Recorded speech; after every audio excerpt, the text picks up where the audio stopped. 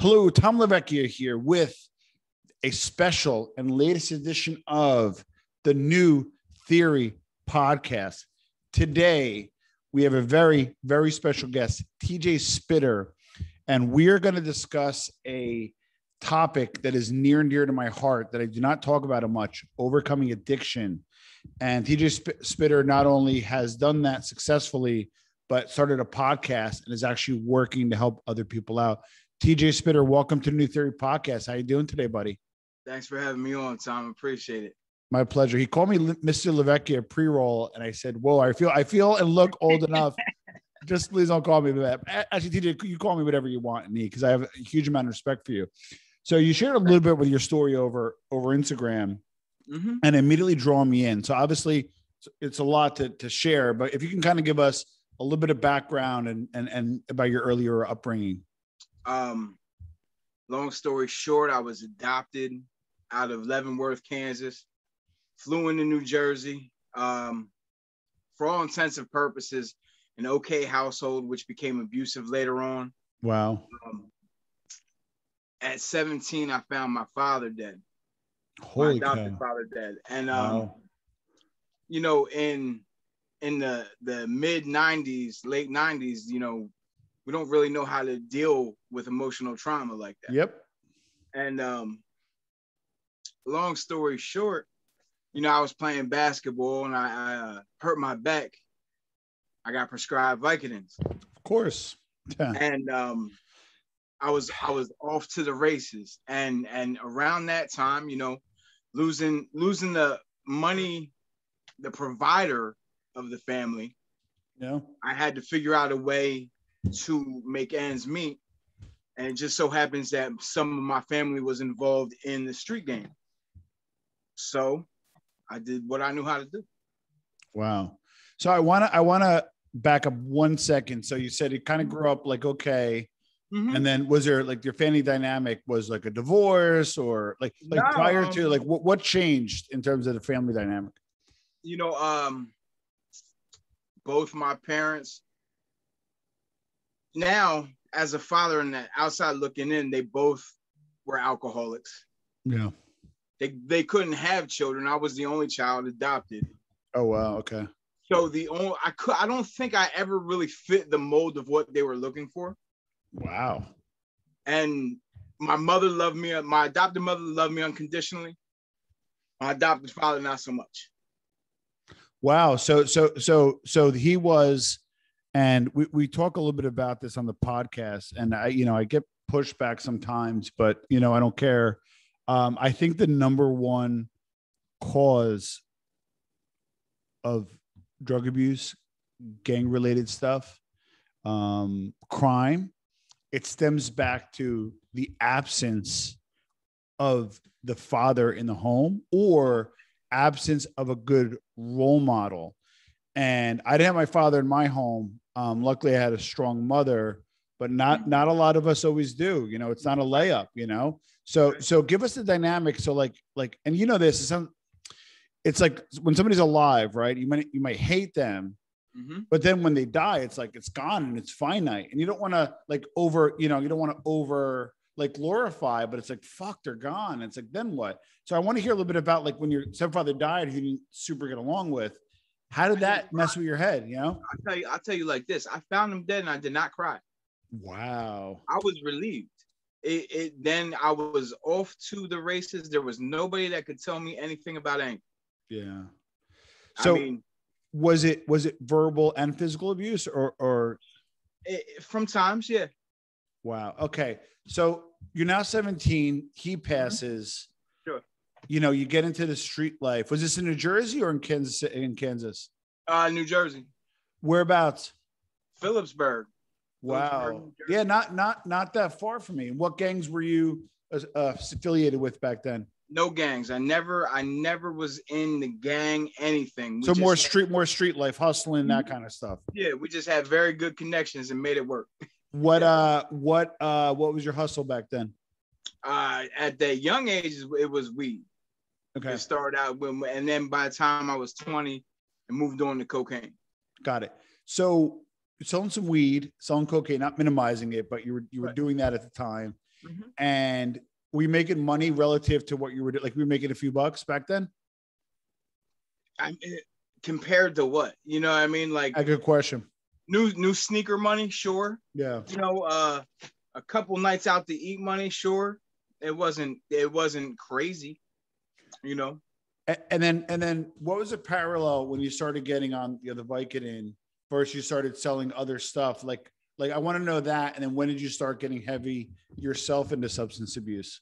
At that point, I wanted to, when I realized that I could sell more of anything and make that much money. And realistically, Tom, if I'm being honest, I didn't have to sell anything. I was always a worker. I have a good work ethic. Yeah. I knew how to hold a job. It was that defining moment that there's nobody here to tell me to do anything. So you were a functioning addict essentially for a while.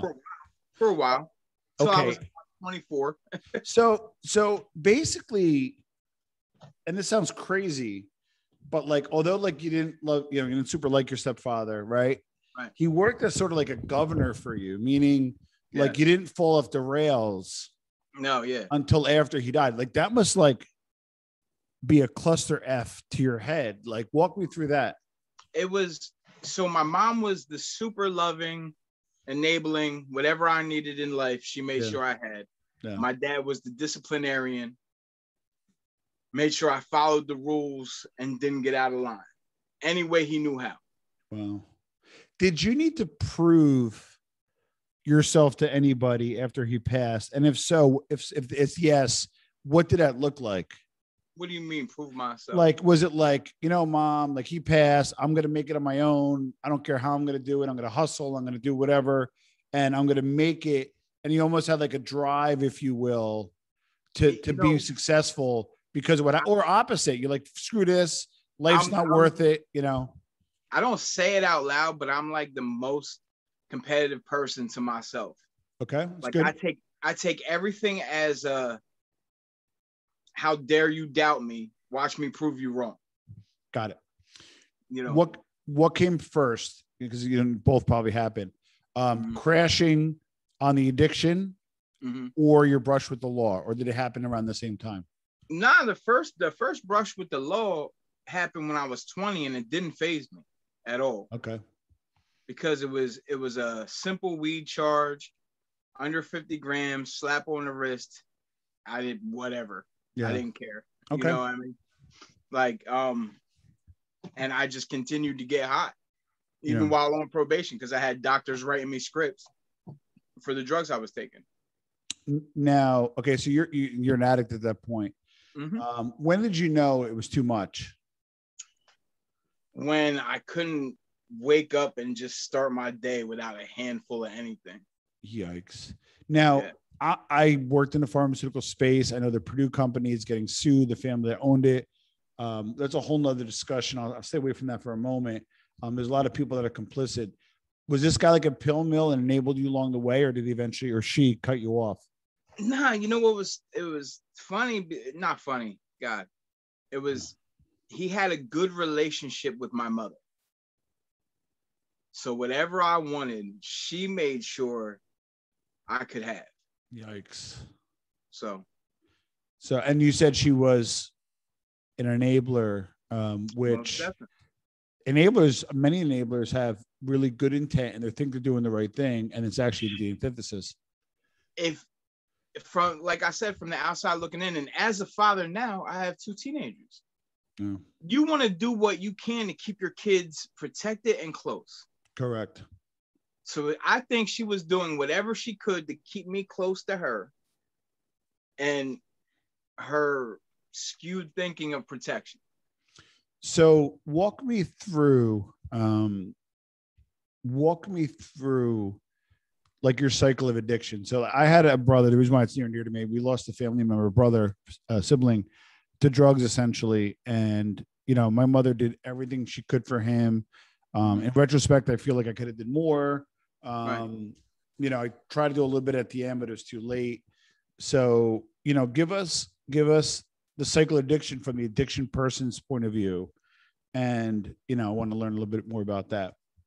Like, so I was actively using every day, to where I was starting to get blacklisted from doctors and hospitals. Wow. And so I had to, you know, I was faking injuries, faking tooth problems, dentist problems, to where I started shop, and people knew I was actively getting high. They would introduce me to people that were selling prescription pills. So you were a pill seeker. You ran out of the normal channels. And as you know, there's always a back channel for this kind of stuff. Always a back channel. Yeah. And it's even better when you have cocaine in trade. Yikes. Yeah. Yeah. I don't mean to laugh, but it's no, like in hindsight, looking back at my life now, you know, all these years later, it was the perfect storm, Tom. So, you know, we have our podcast, The Envy and Butt Man. John's a great guy. And I know you've been watching that. We appreciate your support there. What was a crime element by you? Was it mostly gangs? Was it a little bit of organized crime? Was there cartel? Like, what was because I know Jersey's a melting pot of organized crime. And I know Phillipsburg is an interesting area. So what was your way? There was some gang stuff, you know, there was some Bloods, some Crips, there's some Latin Kings. You know, I'm sure there was some organized crime stuff. Yeah, not a ton that way, but I was just wondering if there's any element to it. Yeah. You know, I'll tell you like this, all the old Italian men I could get fireworks off of. I love it. I love it. But it was real easy. Like all the drugs were funneled through the town from the inner city. So it was real easy to, and it's still like that to this day. So you crashed and burned, because that's every story. Man. So tell us about that. And when did you, not did you crash and burn, but when did you know, like, oh crap, I need to change? Yeah, I used to walk around with my now wife, was my girlfriend at the time. Okay. With a pill buffet in my pocket. Yikes. Just a bottle of and there were times where I would be nodding out at the dinner table.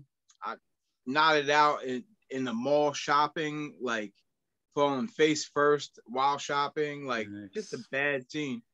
And, you know, the last night that I was trying to get high, I could not find my drug of choice.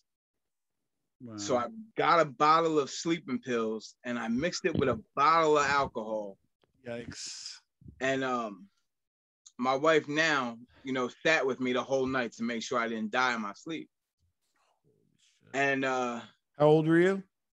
Then I was 29. Still young. Like, I mean, that's so. That was that the turning point, or what was the turning point? That was the turning point. All right. So, I mean, there were other prior turning points, which I believe fueled my addiction and made my addiction worse. Let me ask a selfish question. So, if you were my brother at the time and you're going through this, can I help you, or you need to be ready? No. There was nothing you could say to me. There was nothing my mother could say to me. You know, love these people. You love these people. Love wholeheartedly. And there was nothing that my wife now could say to me. What are some of the mistakes we make as a family? Because I'll just give you, like, Italians, like, might be like, why are you doing this? You're hurting me. You're hurting our name. I'm not saying all the time. I'm just saying, like, right. It's almost like we make it about ourselves sometimes. Sure. You know, so what are some of the mistakes or common mistakes that family members make? Addicts are the most selfish, self-centered person that you could come across. Yeah. And they're not doing it intentionally, Tom. I'm not being self-centered and in my self-seeking nature to hurt you, per se. Correct. I'm just fixed on ways and means to get more of whatever it is I desire. Yeah. And so family will be like, what can I do? Why can't you stop using drugs? Right? Doesn't work. I'm not a social drinker. I can't just have one. You know, it doesn't work that way. Yeah. You know, and the fact that everybody thinks they have the right answer. Yeah, moderation. You should be able to, you know what? Sure. You should have one or two, it'll be, it'd be easier. But no, there's like I was reading that like for addicts, it's almost like an allergy. Yes. That's inside you. And I know they can now do like predictive testing to see if you have a certain gene or almost wired in a way towards addiction. So I think you're right on that, TJ. I would try to, once every couple months, I would try to wean myself off of pills to see if I could do it. Yeah. And I was never successful. Yikes. Never successful. So, okay. So, this is probably the most important question. Okay, so you knew you hit rock bottom. You had thank God you had a pretty good support system. Mm-hmm. What was the first step and how did you begin to overcome?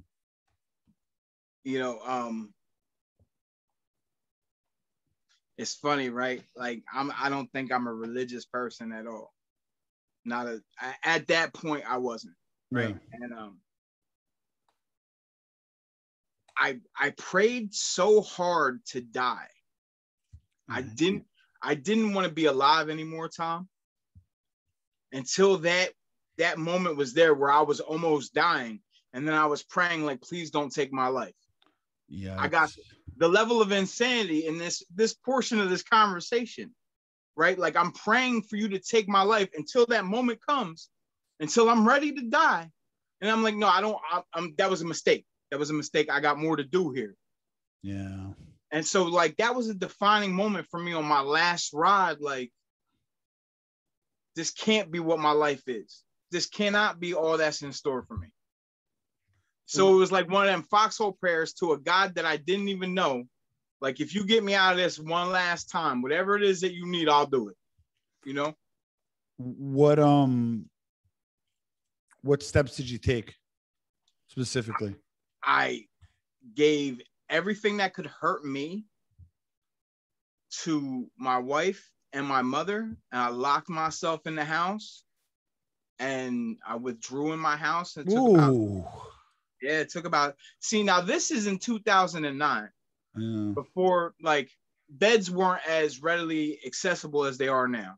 Yeah. Detox treatment facilities right now, I could call up any local detox or treatment facility and I can get a bed probably within 3 to 4 hours. And also back in the day, this goes back to, I think, the early 2000s, when I brought my brother to the hospital, there was like a clinic, and to get in, it was like a whole, like we brought him to the clinic. He was shaking and I'm like, hey, like I want to bring him. And there was a criteria to be like logged in, if you will. Yeah. And he didn't fit some criteria. And I'm like, he's shaking. Right. And their answer to me was, well, he's not bad enough. Correct. And go through the emergency room, push it on them. And I'm like they'll take him if he's an inpatient, do that way. But anyway, and the system was just screwed, not that we were like wealthy people, but like we had means, we had resources, we had insurance. And like, that's the other part too. People think just because you got money, it doesn't matter. It doesn't matter. You can have all the money in the world. That's right. We want to make sure that your insurance is going to cover this, so we definitely get our kickback, and it doesn't take long. So you went through the pain of self-withdrawal. Then what? I started taking my life back. I found a 12-step meeting. God bless. Was it NA or AA? It was NA. Okay. God bless. Okay. And I've been going for the last 11 years, 8 months, some days, some hours, and some minutes, bro. God bless. And you seem like, are you a person of faith now, or is that? Yeah, absolutely. Absolutely. And it's funny because here God is, or who, like I tell people all the time, like, because people always ask me, what do I believe in? And it's a power greater than myself that took me out of hell when I couldn't see fit to do it myself. Yeah. Some people need the acronym of good orderly direction. Correct. Whatever you choose to believe in, my higher power I call God. I pray every day, Tom. I meditate every day. I wake up and I thank him for blessing me with my beautiful family that I'm with every day. You know, I'm fortunate to be alive today because I know what death looked like. Wow. So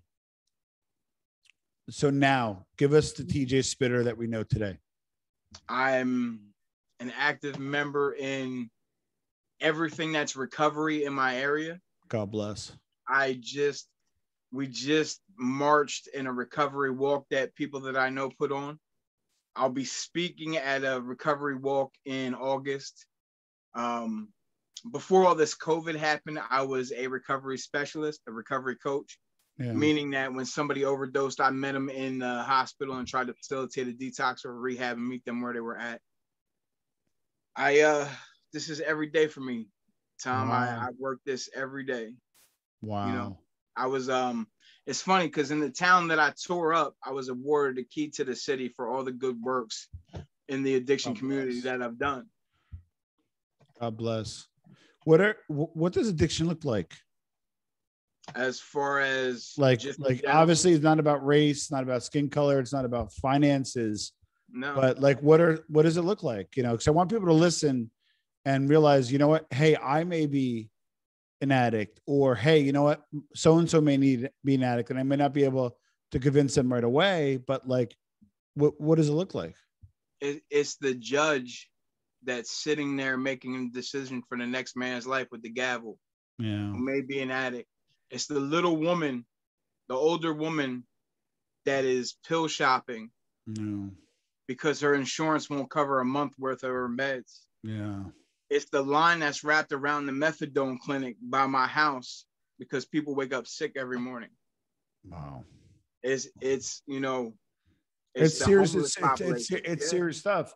Now, you started a podcast. So like, it's like, hey, I'm doing all this stuff. Let's do a podcast. What's a podcast about, TJ? I watch it myself, but for the audience.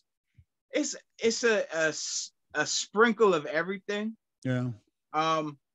So what I do is like, I'll base the month, like I'll have 2 random guests, all walks of life, but then I'll have 2 recovery guests. Yeah. People that are in recovery, people that work in group homes, facilities, rehabs, detoxes, to come on and share their story and share that hope. Tom, hope is possible. Yeah. I buried so many people because of this. Yeah. You know, and I just want to, I don't care if I ever make it fame. I'm not worried about fame. I'm blessed way beyond measure right now. Without the podcast, without anything that goes with it, you know, I just want people to understand that there's help and there's hope out there. God bless. God bless. Well, listen, how can we find the podcast? Simple, man. If you go on YouTube at 2M1L Media, that you'll find Spittin with Spitter. Or if you just go into the search bar and type in Spittin with Spitter, SPITTERWIT, you know, Spittin with Spitter, man. I love it. And I'll put a link below, and I'm gonna have you on again. I just, you know, there's not enough time in the world to talk about your story, but I wanted to get you on. I wanted to share, you know, your story as much as we could, and then more importantly, I wanted to help promote your podcast, because anything we can do to support you and help you help other people is a win, you know. And that's greatly appreciated, sir. It's our pleasure, man. And keep in touch. And like I said, check out Spittin with Spitter. I'll put a link below. And thank you for being on the New Theory podcast. Thank you for having me on, Tom. Have a